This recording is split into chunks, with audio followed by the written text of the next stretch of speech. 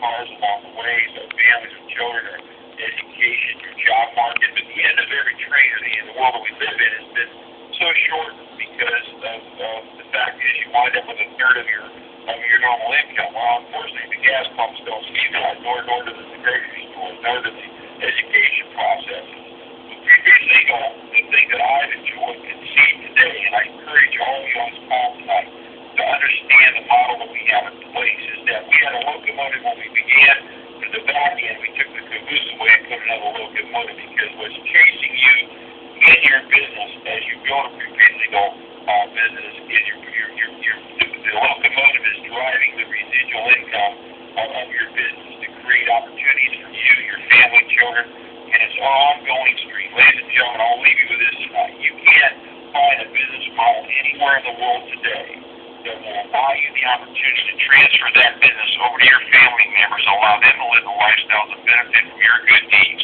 There's two things you're going to leave in life. One is a legacy of your goodwill, and the other is a legacy of your cash flow. Both are important, and the most important thing today is that obviously the economics in the world today are changing, and we are in the greatest poised position that we've ever been.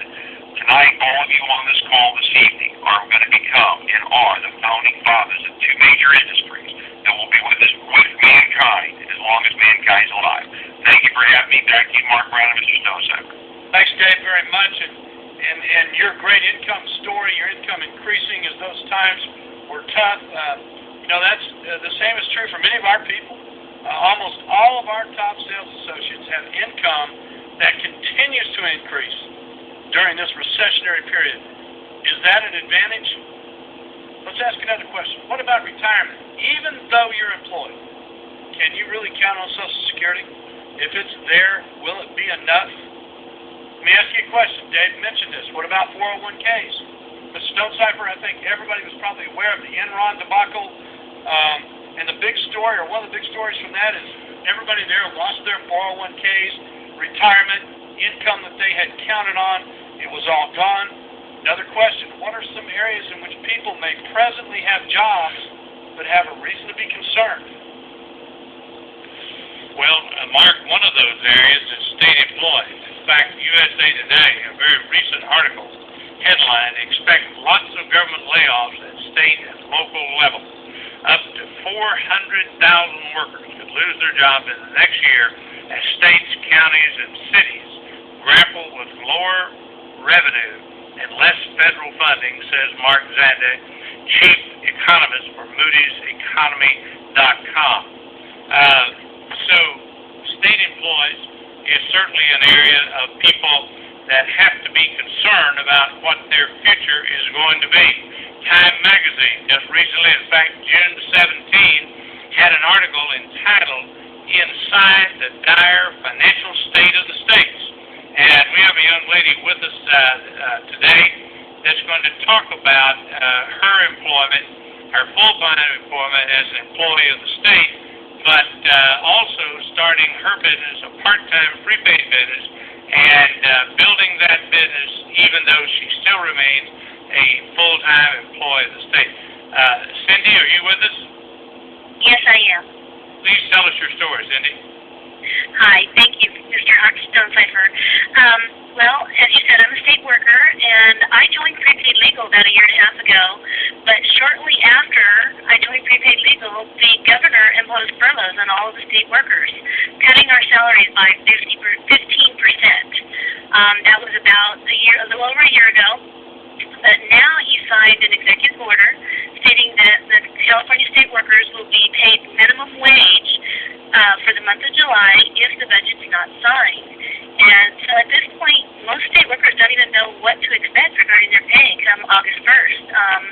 And I left private industry because I was tired of being laid off or having my job outsourced. And I thought working for the government, I would be more stable.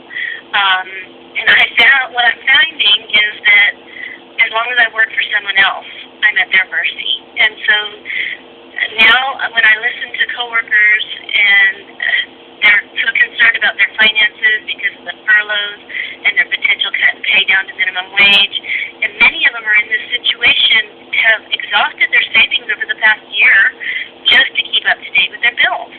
But because of this business, I'm not in that situation. And I truly believe that other people need this business because of my personal experience with that. And I just, whether or not they think they're in a stable position, we need to share this opportunity with them. I feel that it's our obligation. We have something that can help people not only to protect their families, but to offer a plan B. And in this economy, no matter how safe people think they are, we all need to have a plan B. And we have the solution with prepaid legal, and I just encourage everyone out there to think about this and think about how you can help other people, because this service and this opportunity, it certainly has helped me, and I think that we just need to go out and help others with it. Thank you, Mr. Suncipher. Thank you, Cindy. For the first time in actually 4 decades of collecting data, the National Government Association reports that total state spending has dropped back to 2004 levels.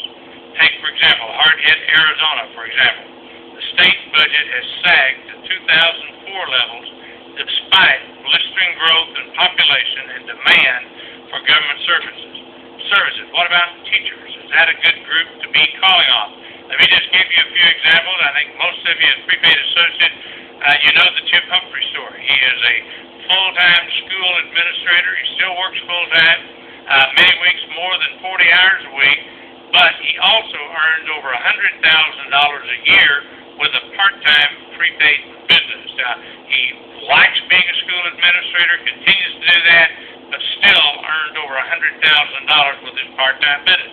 We have a lot of people that were teachers. Marcia Hughes, for example, was a school teacher before she and her husband Tony joined prepaid. Now they're $250,000 ring earner, meaning that they've earned over $250,000 in a 12-month period.